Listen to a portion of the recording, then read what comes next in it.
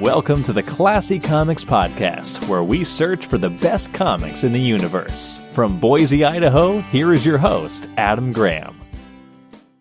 Welcome to the Classy Comics Podcast.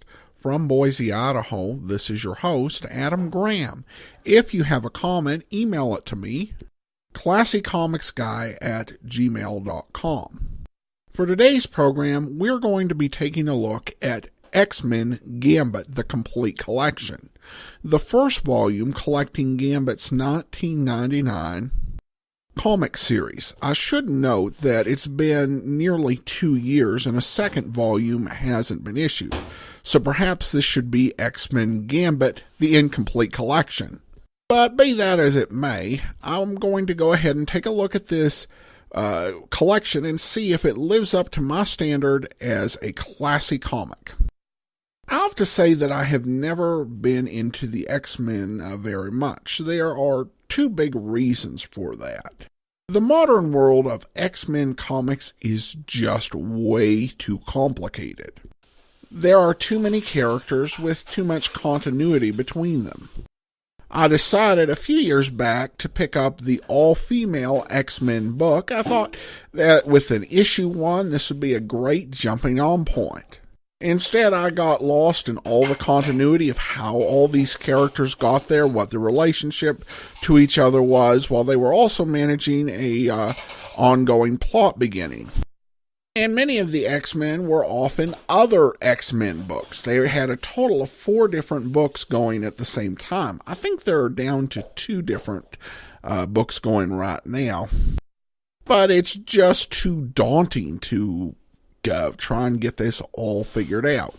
The other thing is that in the Marvel Comics universe, the X-Men could often behave in ways that were unheroic. In the Secret Wars event, they went off and rescued Magneto and separated from the good guys and started a separate mutant section to the battle world.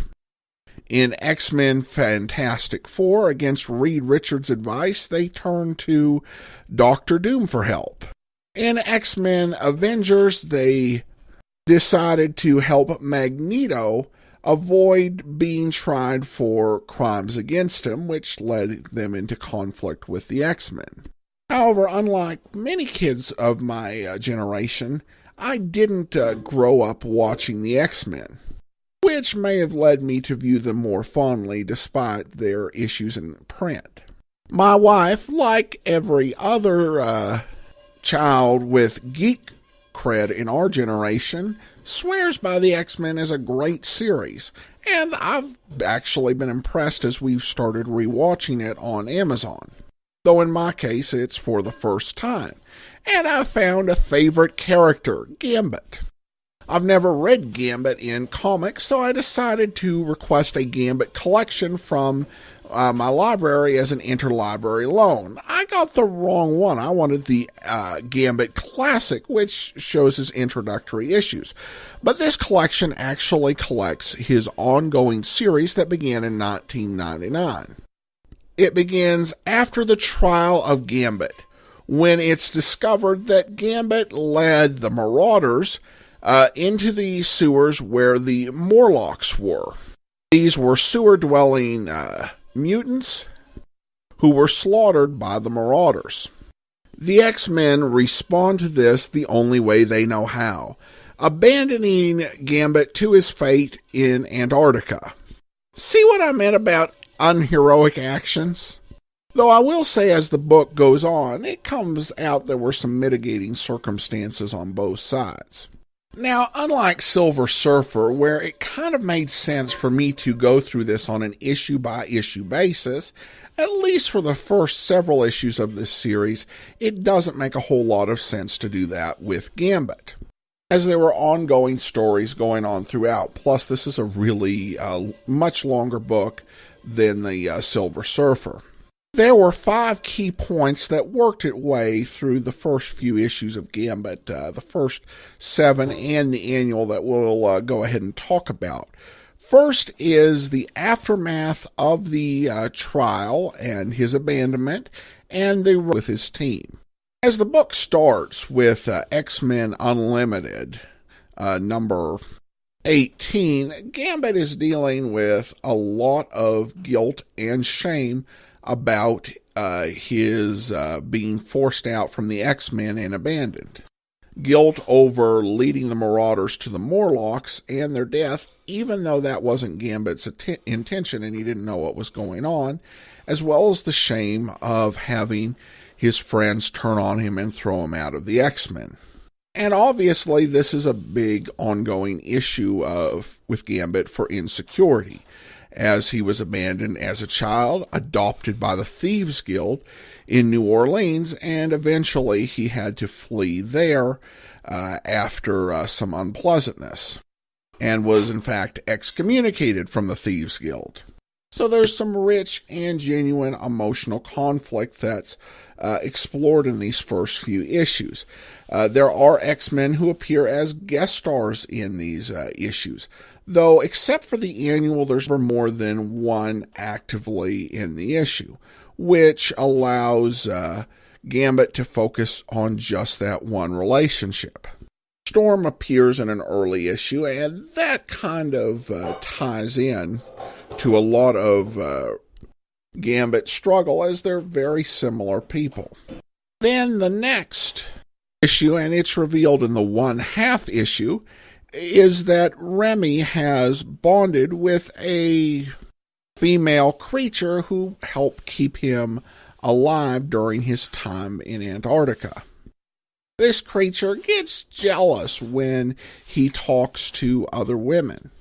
I think this is handled pretty nicely because her presence in the story is pretty brief, but it establishes her so that when she comes back in the annual, the issue can be addressed and everything comes to a head. It's also worth noting that Remy didn't do anything about her until it became a situation where his own life was threatened, figuring that he owed her for saving his life.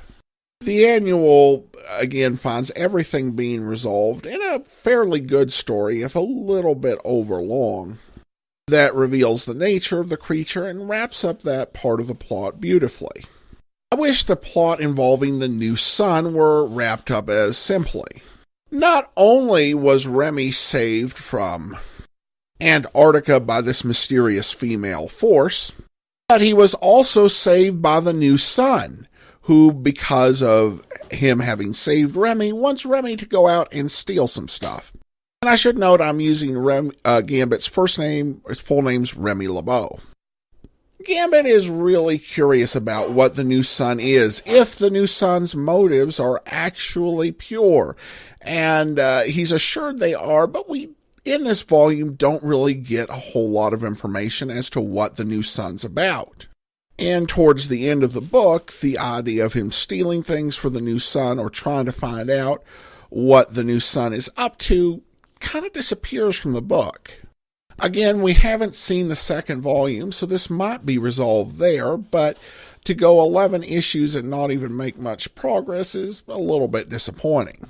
Then we had The Fontanelle. This was a lady who haunted people's dreams to get information on Remy, and we never learn why. Again, there may be some resolution in the final part of the Gambit series, but she is in nearly every issue, and they break up the action to show her going into somebody's subconscious to learn something about Gambit. This isn't the sort of thing that should be going on every issue for nearly a year without any resolution. Probably the best part of the book is when Gambit is in New Orleans, which he is a couple of times at the request of his adoptive father. And we kind of get to explore a bit the nature of their relationship, of his history, and the culture of the guilds, both the thieves and the assassins, in New Orleans. The biggest thing he does in this book is face a disgustingly disformed mutant known as the Pig, who is where he daydreams about taking over the Earth. Say Dr. Doom, Magneto, and Red Skull all failed where he succeeded, when he's nowhere close to being in the same league as these villains. Strictly a D-lister, but the plot I think is pretty good, and it's overall an enjoyable story. More so for the insights on Remy than they are for the fight or the villain. Alright, well that's all we have time for in today's episode. Next time we'll finish talking about X-Men Gambit The Complete Collection, Volume 1. In the meantime, if you do have a comment, email it to me at classycomicsguy@gmail.com. From Boise, Idaho, this is your host, Adam Graham, signing off.